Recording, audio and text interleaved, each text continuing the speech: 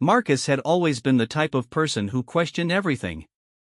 Growing up in the lower districts of Valdoria, he watched the royal guards march through his neighborhood with their polished armor and proud expressions, treating common folk like obstacles in their path.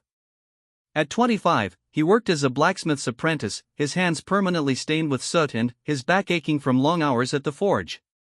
But what hurt more than any physical pain was the constant humiliation his people endured. The morning everything changed started like any other. Marcus was walking to work through the market square when he saw them again, 3 royal guards in their pristine blue uniforms with golden trim, their ceremonial swords gleaming at their sides. They were inspecting merchant stalls, demanding to see permits and licenses, their voices carrying the authority of the crown. Most vendors quickly complied, bowing their heads and speaking in hushed, respectful tones. But when the guards reached Elena's fruit stand, something was different. Elena was an elderly woman who had been selling apples and pears in the same spot for over 30 years. Her weathered hands told the story of a life spent in honest work, and her kind smile had brightened countless mornings for the people in the district. Today, however, that smile was nowhere to be seen. "Where is your permit, old woman?" demanded Captain Aldrich, the tallest of the 3 guards. His voice carried across the square, causing other vendors to glance nervously in their direction. Elena's voice trembled as she spoke. "Sir, I have been selling here for 30 years. My permit was always acceptable before." "Before was before," Captain Aldrich replied coldly. "The new regulations require updated documentation. Without proper papers, you cannot conduct business in royal territory." Marcus watched from across the square as Elena fumbled through a small wooden box, her hands shaking. She pulled out a yellowed piece of parchment, obviously old but carefully preserved. "This is all I have, sir. It has served me well all these years." The captain barely glanced at the document before tearing it in half. The sound of ripping paper echoed through the suddenly quiet marketplace. "This is worthless. Pack up your goods and leave immediately, or face arrest for illegal commerce." Elena's face went pale. Marcus saw tears forming in her eyes as she looked at her life's work spread across the wooden table, bushels of carefully arranged fruit that represented her only source of income. "Please, sir, this is all I have. My grandson is sick, and I need the money for his medicine." "That is not our concern," Captain Aldrich said, his voice devoid of any compassion. "You have 5 minutes to clear out." The other 2 guards, Lieutenant Brennan and Sergeant Hayes, flanked their captain with smug expressions. They seemed to enjoy the power they held over the helpless woman. Marcus felt his anger building as he watched Elena begin to pack her fruit with trembling hands, tears now flowing freely down her cheeks. Other merchants and customers in the square watched in uncomfortable silence. This was not unusual behavior from the royal guards, but it never got easier to witness. The guards represented King Roderick's authority, and challenging them meant challenging the crown itself. Such defiance was considered treason, punishable by imprisonment or worse. But, as Marcus watched Elena struggle to lift a heavy crate of apples, something inside him snapped. He had seen too much cruelty, witnessed too much injustice. His feet moved before his mind could stop them, and he found himself walking directly toward the confrontation. "Excuse me," Marcus called out, his voice steady despite the racing of his heart. The guards turned to look at him, their expressions shifting from boredom to mild irritation. "What do you want, blacksmith?" Captain Aldrich asked, recognizing Marcus's soot-stained apron. Marcus gestured toward Elena, who had stopped packing and was looking at him with wide, frightened eyes. "This woman has been serving our community faithfully for decades. Surely there must be some way to resolve this situation without destroying her livelihood." The captain's eyes narrowed. "Are you questioning royal authority?" "I am questioning the humanity of your actions," Marcus replied, his voice growing stronger. "She is an elderly woman trying to make an honest living. Where is the honor in terrorizing someone who poses no threat to anyone?" A murmur rippled through the gathered crowd. Some people began to back away, sensing trouble brewing. Others moved closer, drawn by the rare spectacle of someone standing up to the guards. Lieutenant Brennan stepped forward, his hand resting on the pommel of his sword. "Careful, blacksmith. Your words border on sedition. Marcus felt the weight of the moment pressing down on him. He knew he was walking into dangerous territory, but Elena's tear-stained face gave him courage. Sedition? For asking you to show basic human decency? If that is sedition, then perhaps the problem lies not with my words, but with the system they describe. The crowd grew larger now, forming a loose circle around the confrontation.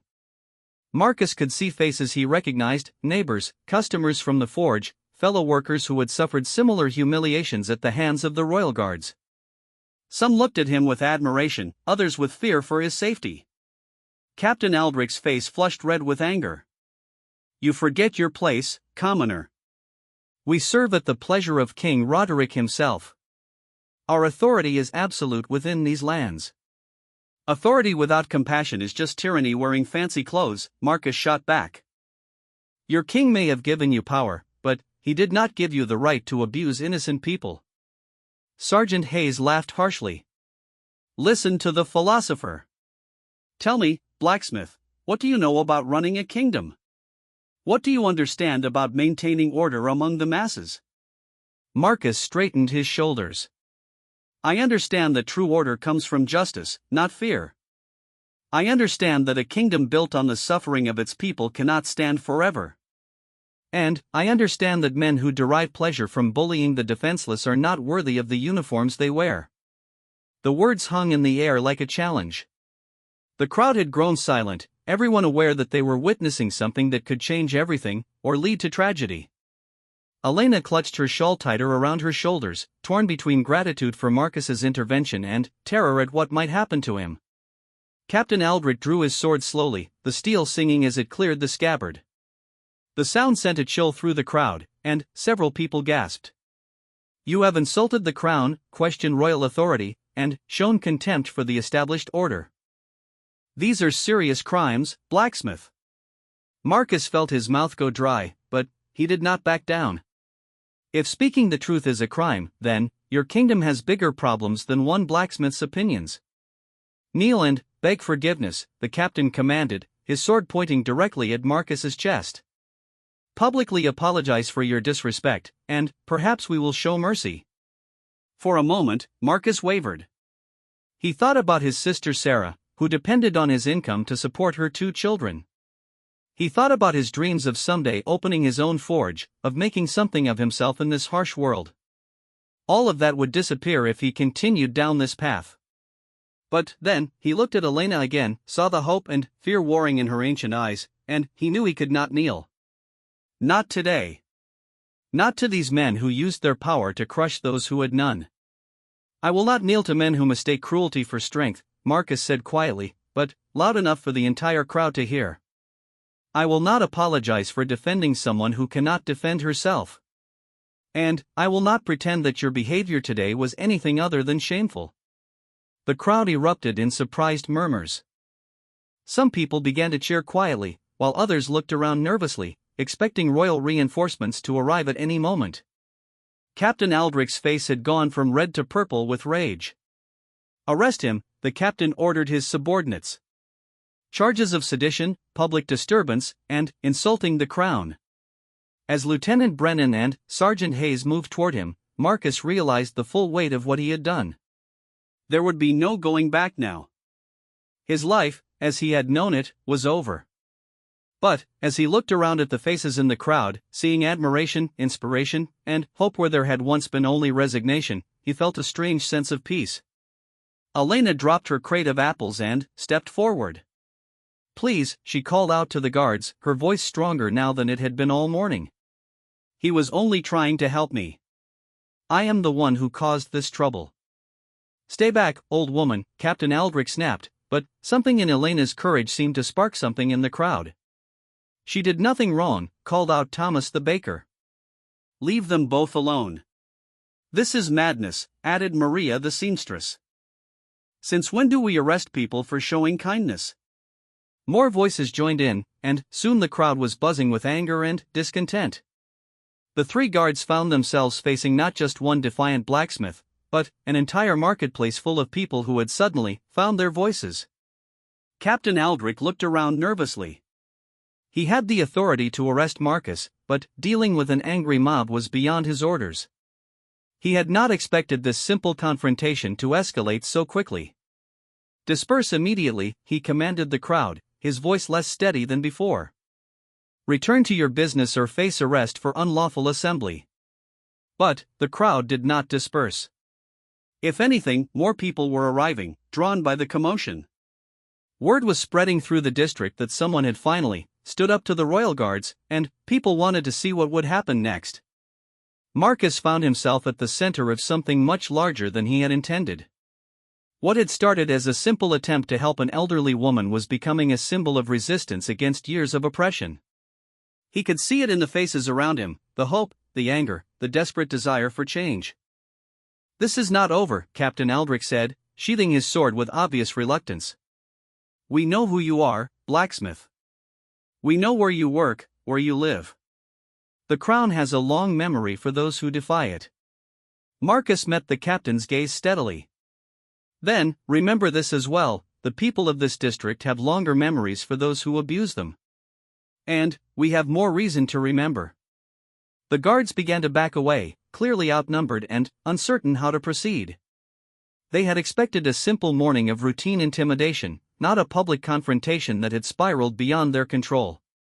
As they retreated, the crowd began to cheer.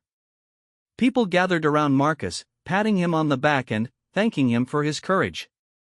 Elena approached him with tears in her eyes, but now they were tears of gratitude rather than despair. "Thank you," she whispered, taking his sooty hands in her wrinkled ones.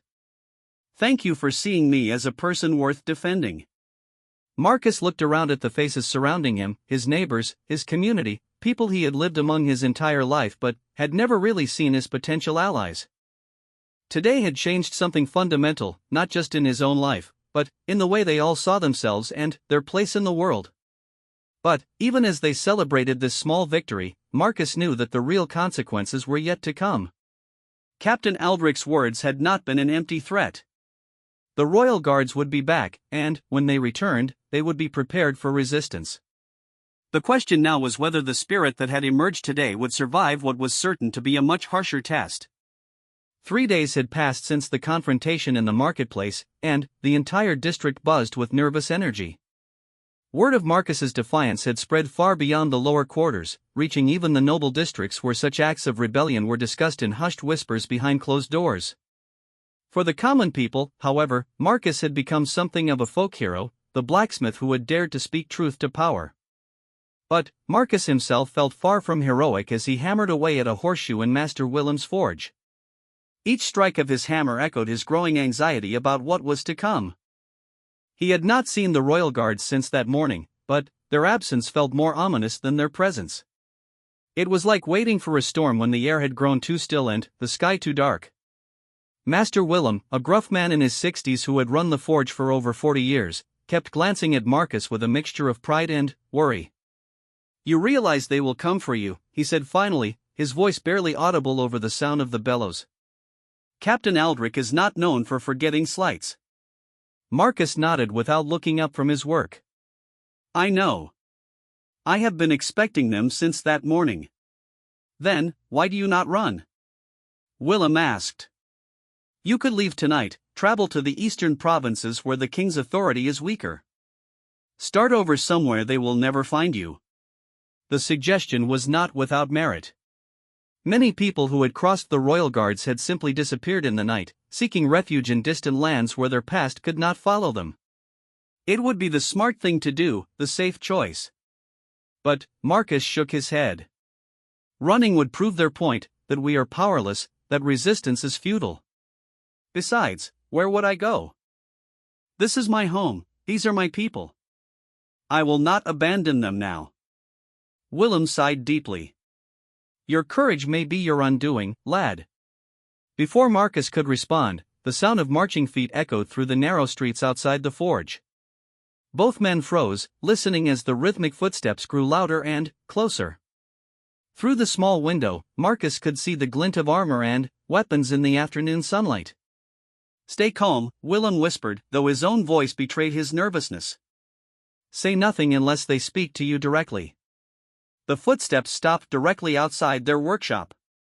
Marcus continued working, though his hands trembled slightly as he shaped the hot metal. The door burst open with a crash that sent sparks flying from the forge. Captain Aldrich entered first, flanked by not just Lieutenant Brennan and Sergeant Hayes, but 6 additional guards Marcus did not recognize. Their armor was different too, heavier, more elaborate, bearing the crimson insignia of the Royal Enforcement Division. These were not the local guards who patrolled the markets, these were the king's elite forces, sent to deal with serious threats to royal authority. Marcus Ironwright, Captain Aldrich announced formally, reading from an official-looking scroll. You are hereby charged with sedition against the crown, inciting public disorder, and showing contempt for royal authority. By order of King Roderick himself, you will come with us for interrogation and sentencing. Marcus set down his hammer slowly, his heart pounding so hard he was certain everyone in the room could hear it. He had known this moment would come, but the reality of it was still shocking. The presence of the Royal Enforcement Division made it clear that his actions had drawn attention from the highest levels of government. Master Willem stepped forward, his weathered hands shaking. Please, sirs, the boy meant no real harm. He was just trying to help an old woman. Surely this matter can be resolved without involving the crown directly. Commander Thane, the leader of the Enforcement Division, turned his cold gaze on Willem. Are you questioning the judgment of His Majesty the King? No, sir, Willem replied quickly, backing away. I would never presume to do such a thing. Marcus straightened his shoulders and faced his accusers. He was terrified, but he would not give them the satisfaction of seeing him cower. I am ready to face whatever charges you bring against me. How noble, Commander Thane said with obvious sarcasm. The brave blacksmith who thinks he knows better than his betters. Do you have any idea what your little performance has cost us? Marcus remained silent, sensing that any response would only make things worse. Since your pathetic display of defiance, the commander continued, we have had reports of similar incidents in 6 other districts. Merchants refusing to pay increased taxes, workers organizing protests, even some minor nobles questioning new regulations. Your little moment of heroism has inspired others to forget their place. The weight of this revelation hit Marcus like a physical blow. He had never intended to start a wider rebellion. His actions had been spontaneous, driven by anger and compassion rather than any grand political strategy. The thought that his choices might have put other innocent people at risk filled him with guilt and dread. I acted alone, Marcus said firmly. Whatever others have done, they made their own choices. Do not punish them for my decisions. Commander Thane laughed coldly. How touching. The rebel shows concern for his fellow malcontents. Unfortunately, leadership means accepting responsibility for the consequences of your actions, intended or not. 2 of the guards moved forward and roughly grabbed Marcus by the arms. Their grip was unnecessarily tight, clearly intended to cause pain and demonstrate their power over him. Marcus winced but did not cry out. Wait, a voice called from the doorway. Everyone turned to see Elena entering the forge, followed by Thomas the baker, Maria the seamstress, and nearly a dozen other people from the marketplace. Despite their obvious fear, they stood together in the doorway, blocking the guard's path. Leave him alone, Elena said, her voice stronger than Marcus had ever heard it. He was defending me. If anyone should be arrested, it should be me for causing the trouble in the first place. We all saw what happened, Thomas added. Marcus did nothing wrong. If standing up for an elderly woman is a crime, then arrest us all. Commander Thane's expression darkened. That can certainly be arranged. Conspiracy to commit sedition is also a serious offense. The crowd behind Elena grew larger as more people arrived, drawn by word that the guards had come for Marcus. Soon the street in front of the forge was filled with concerned neighbors and supporters. Marcus watched in amazement and horror as the same spirit that had emerged in the marketplace began to manifest again, but on a larger scale. Please, Marcus called out to the crowd, his voice carrying over their angry murmurs. Go home. Do not make this worse than it already is. I chose to act, and I will face the consequences. Do not let my choices destroy your lives as well. But his words seemed to have the opposite effect. The crowd grew more agitated, not less. People began shouting questions at the guards, demanding to know why helping someone was considered a crime. Some began to push forward, despite the obvious danger. Enough! Commander Thane roared, drawing his sword. The blade gleamed in the forge's fire, a deadly reminder of the power behind his authority. Disperse immediately, or we will consider this an act of open rebellion. The crowd hesitated, caught between their desire to help Marcus and their fear of the consequences. Marcus could see the internal struggle playing out on their faces, the same conflict he had faced in the marketplace, but now multiplied across dozens of people. Do not do this, Marcus pleaded with them. I am one person. You have families, children, futures to protect. My fate is not worth risking all of that. Elena stepped forward again, directly facing Commander Thane despite the sword in his hand. This young man saved my livelihood and, possibly, my life. I have lived for 73 years, and I have seen enough cruelty to know the difference between justice and oppression. What you are doing today is not justice. Old woman, the commander said through clenched teeth, you are walking a very dangerous path. Perhaps, Elena replied calmly. But, at my age, some things matter more than safety. The tension in the air was palpable. Marcus could sense that they were balanced on a knife's edge between a peaceful resolution and something much more dangerous. One wrong word, one impulsive action, could turn this confrontation into a bloodbath. I will come with you willingly, Marcus announced loudly, hoping to defuse the situation. But, I want your word that no one else will be harmed for what happened here today. Commander Thane studied him for a long moment, clearly weighing his options. He had the authority to arrest everyone present, but doing so would require explanations to his superiors and might create more problems than it solved. Your cooperation is noted, the commander said finally. But, I make no promises about future consequences for those who choose to interfere with royal justice. As the guards began to lead Marcus away, the crowd parted reluctantly. He could see tears in many eyes, anger in others, and something else that both frightened and inspired him, a sense of awakening, of people beginning to question things they had always accepted as unchangeable. This is not over, Elena called after him, her voice carrying clearly in the still air. Good people do not forget those who stand up for them. Marcus was marched through the streets toward the Royal Detention Facility, a grim stone building that squatted like a malignant growth at the edge of the district. As they walked, he noticed something remarkable: people were following them. Not just the crowd from the forge, but others who had heard what was happening. Word was spreading faster than the guards could walk. By the time they reached the detention facility, nearly 100 people had gathered outside its gates. They did not try to stop the guards or rescue Marcus, but their presence was a powerful statement. The blacksmith was not alone. His actions had awakened something in the community that could not be easily suppressed. Inside the facility, Marcus was processed with brutal efficiency. His personal belongings were confiscated, his identity recorded in official documents, and he was assigned a cell number that would replace his name for the duration of his imprisonment. The guards who handled him were different from those he had encountered before, harder, more professional, completely indifferent to his humanity.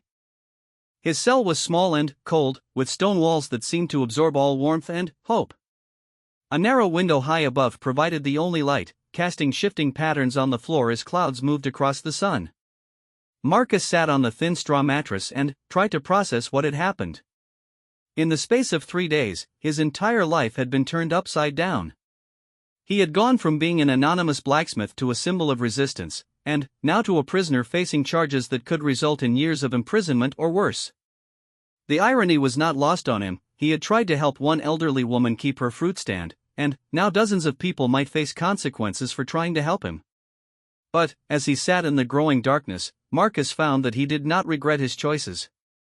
For the first time in his life, he had acted according to his principles rather than his fears. He had seen what kind of man he could be when he chose courage over safety, and that knowledge could not be taken away from him, regardless of what happened next.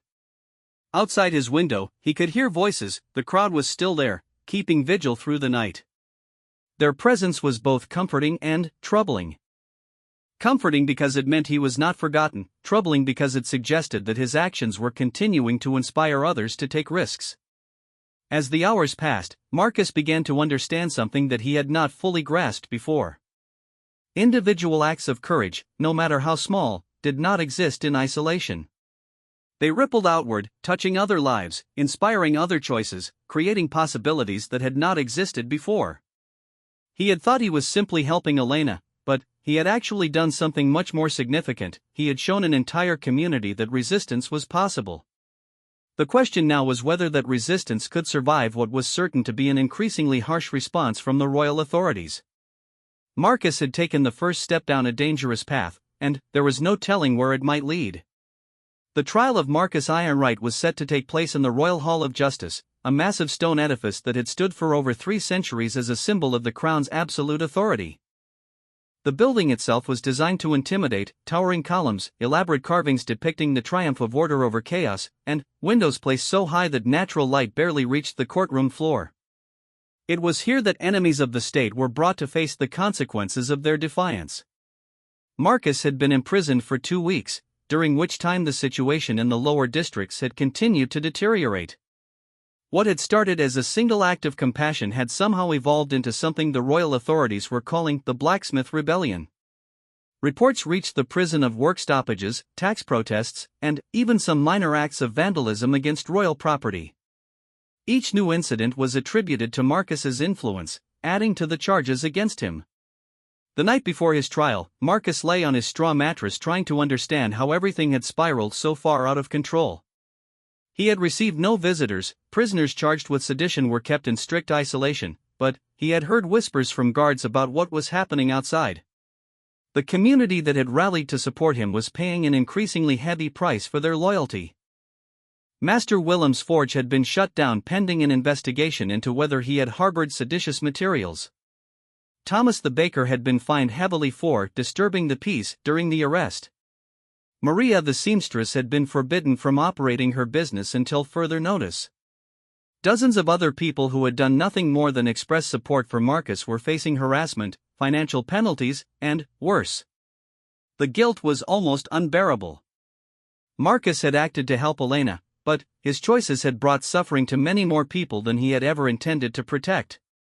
He wondered if Captain Aldrich had been right. Perhaps questioning authority was a luxury that common people simply could not afford. Perhaps acceptance of injustice was a necessary price for peace. But, then, he thought of Elena's face when the guards had torn up her permit, and his resolve hardened again. Some things were worth fighting for, even when the cost was high. The question was whether he would have the courage to maintain that conviction when facing the full power of the royal justice system. Morning came too soon. Marcus was awakened by guards who roughly pulled him from his cell and shackled his hands and feet with heavy iron chains. The message was clear: he was being treated not as a citizen accused of a crime, but as a dangerous enemy of the state who posed a threat even while bound. The walk to the courtroom took him through corridors lined with portraits of kings and queens, their painted eyes seeming to stare down at him with disapproval and contempt.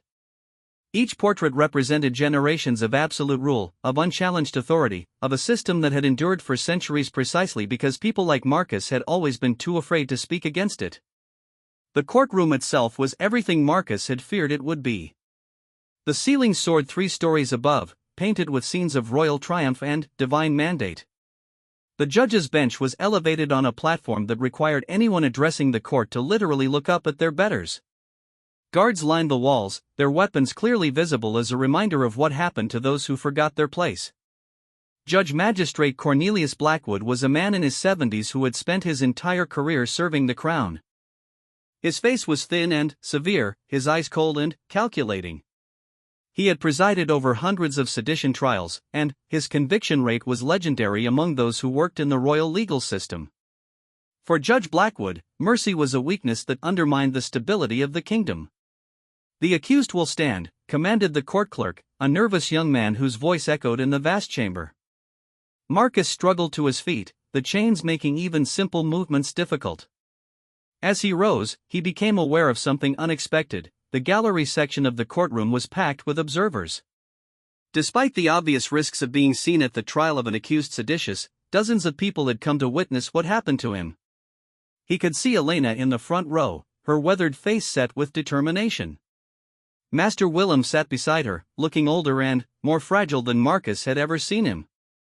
Thomas and Maria were there, along with many other faces he recognized from the marketplace and the crowd that had gathered during his arrest.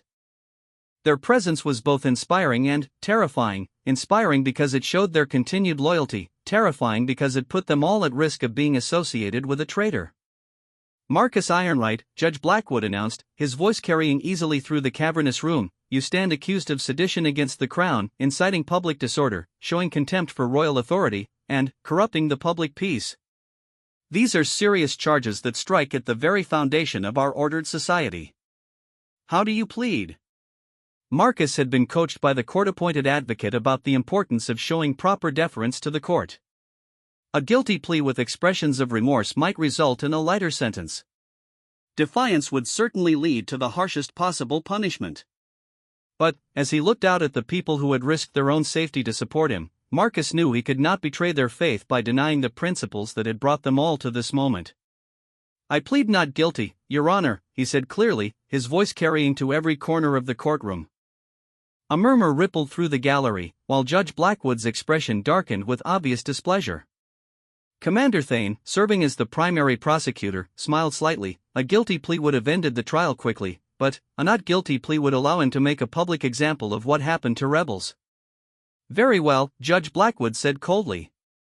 "Commander Thane, present your case against the accused." What followed was a systematic destruction of Marcus's character and actions. Commander Thane painted him not as a man who had acted out of compassion, but as a dangerous radical who had deliberately sought to undermine royal authority and inspire rebellion among the masses. Every word Marcus had spoken during the confrontation with Captain Aldrich was repeated and analyzed, stripped of context and presented as evidence of treasonous intent. The accused did not simply question a policy decision, Commander Thane declared, pacing before the judge's bench with theatrical flair. He attacked the very legitimacy of royal authority itself. He called our system tyranny. He suggested that the king's appointed representatives were unworthy of their positions. He deliberately sought to inflame the passions of the crowd against the established order. Witnesses were called to testify against Marcus. Captain Aldrich took the stand and described the events in the marketplace, but his version bore little resemblance to what had actually happened. In his telling, Marcus had been aggressive and threatening from the moment he approached the guards. The crowd had been hostile and potentially violent. Elena's situation had been a minor administrative matter that Marcus had deliberately escalated into a confrontation. The accused showed complete disrespect for royal authority, Captain Aldrich testified, his voice ringing with false righteousness. He made it clear that he considered himself above the law, that he believed his personal opinions were more important than the king's commands. Such attitudes are extremely dangerous if allowed to spread among the common people. Lieutenant Brennan and Sergeant Hayes corroborated their captain's testimony, each adding their own embellishments to make Marcus seem more threatening and his actions more calculated. By the time they were finished, the man they described bore no resemblance to the frightened but determined blacksmith who had simply tried to help an elderly woman.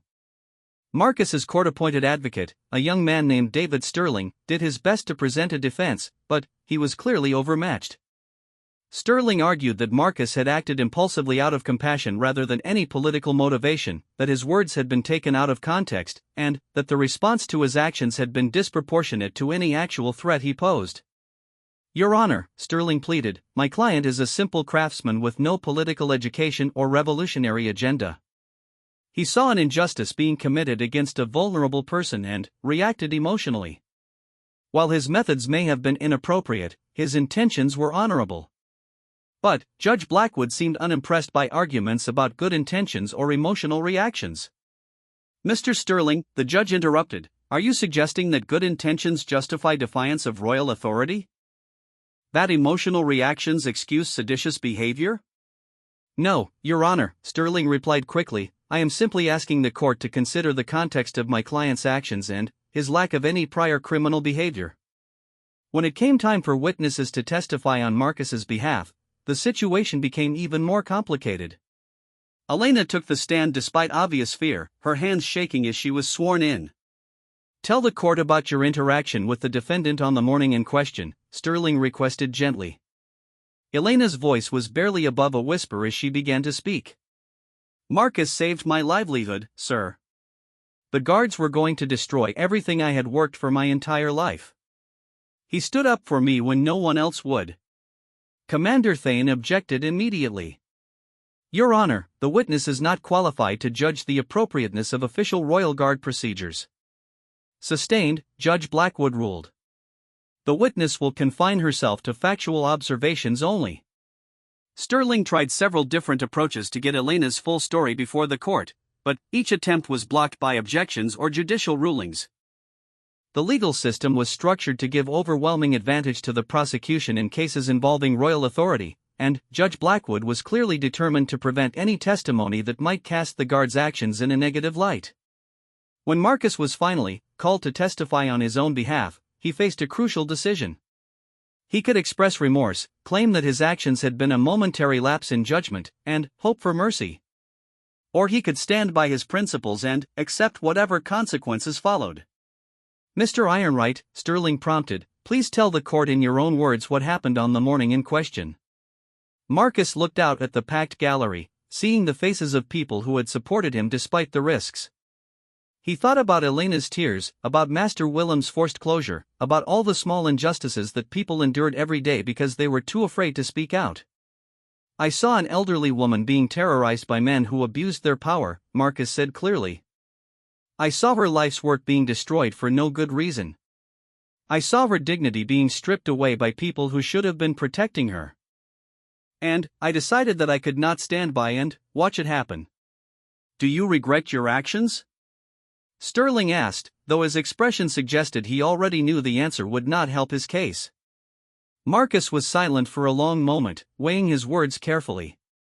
I regret that my actions brought hardship to innocent people. I regret that a simple act of kindness has been twisted into something threatening and dangerous.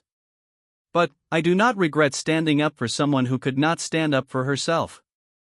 Commander Thane rose to cross-examine Marcus, and it quickly became clear that the prosecutor's goal was not to establish facts but to demonstrate the defendant's complete lack of remorse or respect for authority.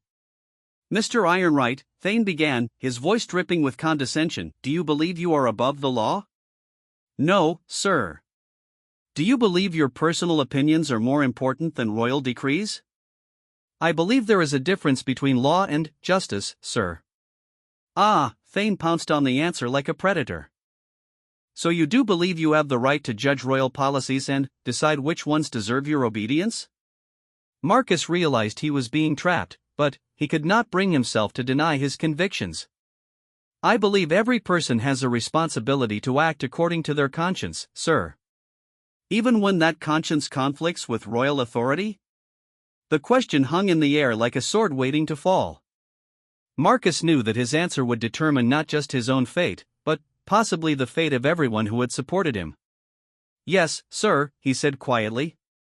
Even then, The courtroom erupted in gasps and angry murmurs. Judge Blackwood banged his gavel repeatedly, calling for order, while Commander Thane smiled with obvious satisfaction. Marcus had just confessed to the very crime he was accused of, placing his personal judgment above the authority of the crown. In the gallery, Elena wept openly while Master Willem bowed his head in despair. They all understood what Marcus's answer meant. There would be no mercy, no reduced sentence, no hope for anything but the harshest possible punishment. Judge Blackwood's voice cut through the chaos like a blade. The court will recess for 1 hour while I consider the evidence presented. The defendant will be returned to his cell until we reconvene for sentencing. As Marcus was led away in chains, he caught one last glimpse of the people who had come to support him. Their faces showed a mixture of admiration, sorrow, and fear. He had given them truth instead of hope, principle instead of pragmatism. Whether that had been courage or foolishness, he would soon discover. The hour of recess passed like a lifetime. Marcus sat in his cell, knowing that when he returned to the courtroom, he would learn his fate.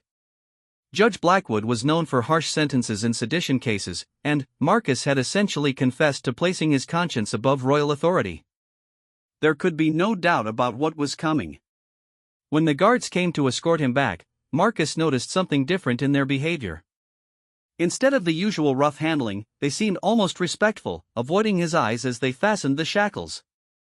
Word of his testimony had spread quickly through the building, and even hardened guards could recognize courage when they saw it, even if they could not openly acknowledge it. The courtroom was more crowded than before. Somehow, during the recess, even more people had found their way into the gallery. Marcus could see faces he did not recognize mixed with familiar ones. Word of the trial had spread beyond his immediate community.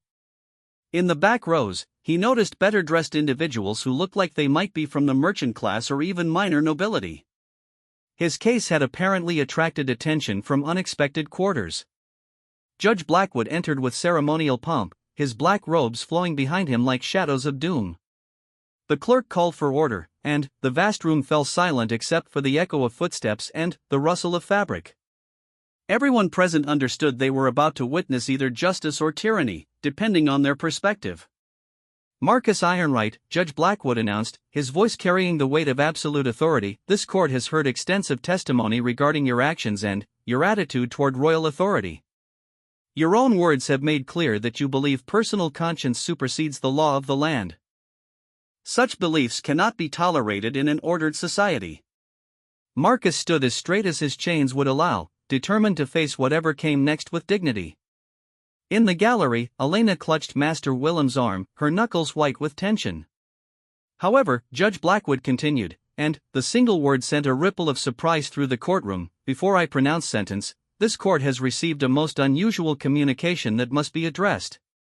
He held up an ornate scroll with the royal seal clearly visible.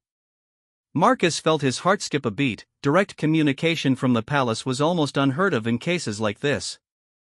Usually, the king left such matters entirely to his appointed judges. His Majesty King Roderick has graciously taken personal interest in this case, Judge Blackwood announced, though his tone suggested he found the royal attention more troubling than gracious. The king has requested that certain facts be entered into the record before sentencing proceeds. A court clerk approached the bench carrying a leather portfolio filled with documents. Judge Blackwood reviewed them briefly, his expression growing increasingly troubled. "It appears," the judge said slowly, "that the royal administration has conducted its own investigation into the events that led to these charges. The findings of that investigation shed new light on the circumstances of the defendant's actions." Marcus and his advocate exchanged confused glances. Neither had been informed of any royal investigation, and such interventions were virtually unprecedented. First, Judge Blackwood read from the documents, "It has been determined that the permit regulations cited by Captain Aldrich as justification for his actions against the fruit vendor Elena Hartwell had not been properly promulgated. The supposed new requirements were part of a draft proposal that had not yet been approved by the Royal Council and, therefore, had no legal authority." A collective gasp arose from the gallery. If the regulations were not valid, then, the guards had acted without proper authority. Elena covered her mouth with her hands, tears streaming down her face. Judge Blackwood's voice grew more strained as he continued. "Second, investigation has revealed that Captain Aldrich has a pattern of citing non-existent or expired regulations to extort money from merchants in exchange for overlooking supposed violations. Over the past 6 months, he has collected substantial sums through such fraudulent means." The courtroom erupted in angry murmurs. Commander Thane sat frozen at the prosecutor's table, clearly as shocked by these revelations as everyone else. Captain Aldrich was not present. According to the documents, he had been arrested 3 days ago on charges of corruption and abuse of authority. Third, the judge continued, raising his voice to be heard over the growing commotion, "The investigation has found that Lieutenant Brennan and Sergeant Hayes were aware of their captain's fraudulent activities and failed to report them as required by military regulations. They have been demoted and transferred to distant posts as punishment for their complicity." Marcus felt as though he were living in a dream. Everything he had been accused of was suddenly being reframed in light of evidence that the guards themselves had been the real criminals. But he could not understand why the king would intervene on behalf of a common blacksmith accused of sedition. Judge Blackwood set down the first set of documents and picked up another scroll, this one bearing an even more elaborate seal. "Furthermore, His Majesty has directed me to read the following statement into the record. The judge's voice took on the formal tone reserved for royal proclamations. Let it be known that the crown values the loyalty and devotion of all subjects, but such loyalty must be based on truth and justice, not blind obedience to corruption. The actions of Marcus Ironright, while technically in violation of proper procedures, were motivated by a desire to protect an innocent citizen from illegal abuse of authority. Such motivation, when proven sincere and justified, reflects the highest ideals of citizenship rather than seditious intent. Marcus could hardly believe what he was hearing.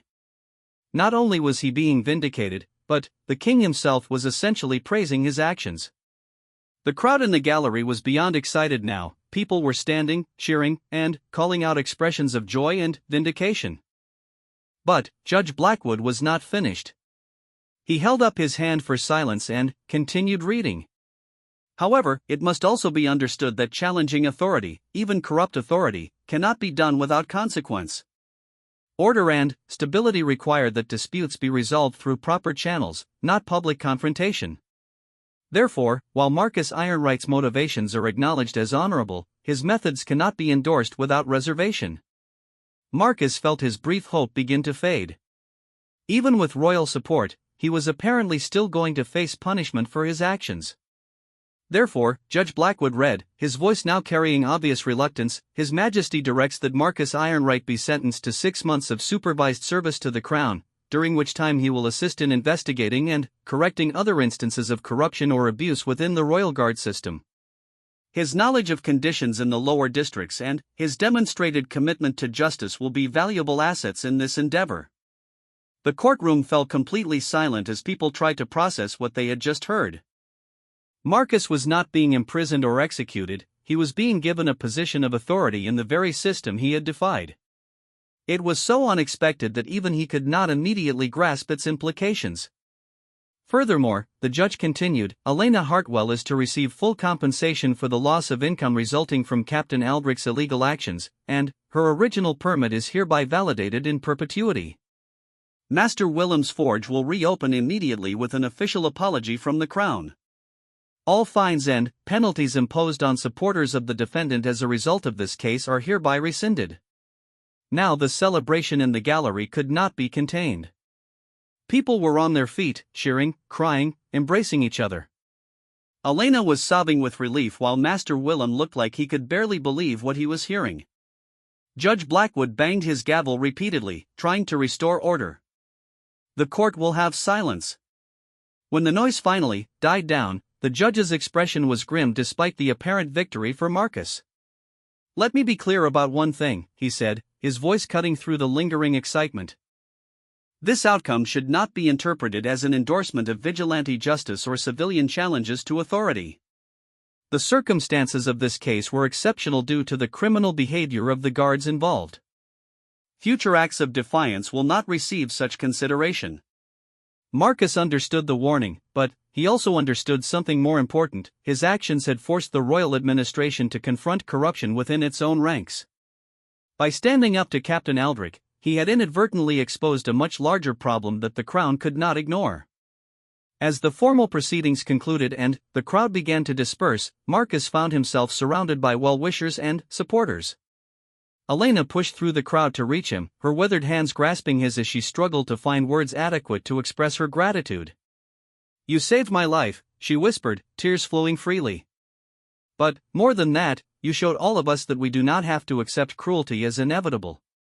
Master Willem embraced him roughly, his gruff exterior cracking to reveal the emotional turmoil underneath. You nearly gave me a heart attack, lad, but I have never been more proud to know someone. As they made their way out of the courthouse, Marcus reflected on the strange turn his life had taken. In attempting to help one elderly woman, he had accidentally uncovered widespread corruption, sparked a community uprising, faced charges of sedition, and ultimately been appointed to help reform the very system he had defied. But, perhaps most importantly, he had learned something about the power of individual action. His choice to intervene in Elena's situation had been spontaneous and seemingly small, but it had created ripple effects that reached all the way to the king himself. Evil flourished when good people remained silent, but it could be challenged by anyone willing to speak truth regardless of the consequences. Outside the courthouse, a crowd had gathered to celebrate. Street vendors were giving away food, musicians had appeared with instruments, and an impromptu festival atmosphere was developing. For the first time in years, the people of the lower districts felt that their voices mattered, that justice was possible, that change could happen. Marcus stood on the courthouse steps, looking out at the celebration, and realized that while his personal ordeal was over, his real work was just beginning. As someone tasked with investigating corruption within the royal guard system, he would have the opportunity to address not just individual cases of abuse, but the underlying attitudes and practices that made such abuse possible. It would not be easy work. He would face resistance from entrenched interests, skepticism from both guards and citizens, and the constant challenge of creating change from within a system that had operated in certain ways for generations. But he would not be working alone. The community that had rallied to support him had proven that ordinary people could accomplish extraordinary things when they stood together. Elena approached him one more time before the celebration carried her away. "What you did changed everything," she said simply. "Not just for me, but for all of us. You showed us that we have power we never knew we had." Marcus smiled, thinking about the path that had brought him to this moment. We all have that power. We always did. Sometimes it just takes one person willing to use it to remind everyone else that it exists. As evening fell and the celebration continued around him, Marcus Ironright understood that challenging the royal guards had been just the beginning. The real work, the work of building a more just society, would take a lifetime. But, for the first time since he could remember, that work felt not only possible, but inevitable. The blacksmith who had defended an elderly fruit vendor had become something he had never expected to be, a symbol of hope, a catalyst for change, and proof that even in the face of overwhelming power, individual courage could make all the difference in the world.